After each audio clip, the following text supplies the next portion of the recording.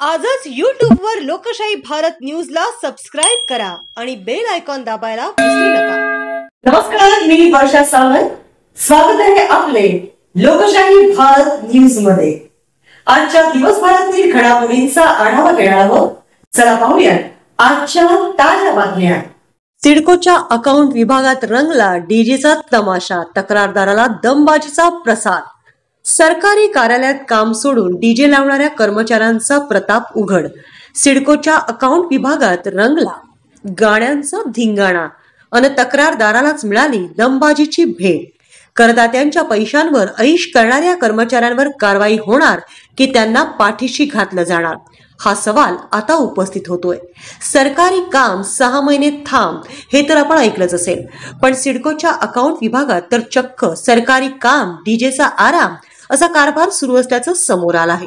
सूत्रांनी दिलेल्या माहितीनुसार सिडकोच्या अकाउंट विभागात कामाच्या वेळेत चक्क गाणी लावून कर्मचारी मौज मजा करत होते। या डीजे पार्टीचा आवाज इतका मोठा होता की आजूबाजूच्या लोकांनाही त्याचा त्रास होत होता।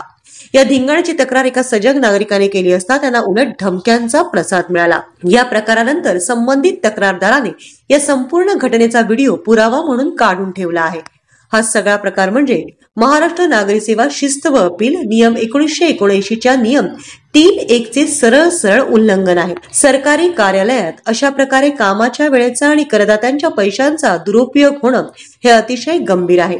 त्यातच आवाज उठवणाऱ्याला दमबाजी करणं म्हणजे चोरीवर शिरजोरीचा प्रकार आहे। आता सिडको प्रशासन या डीजे बहादरांवर कारवाईचा डोस पाजतं की त्यांना पाठीशी घालतं हे पाहणं महत्वाचं ठरणार आहे।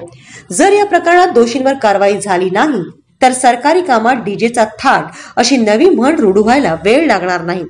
तक्रारदाराने देखील या प्रकरणी कायदेशीर मार्गाचा अवलंब करण्याचा इशारा दिला आहे। त्यामुळे या डीजे पार्टीचा क्लायमॅक्स काय होतो याकडे सर्वांचं लक्ष लागून आहे। आजच YouTube वर लोकशाही भारत न्यूजला सबस्क्राइब करा आणि बेल आयकॉन दाबायला विसरू नका।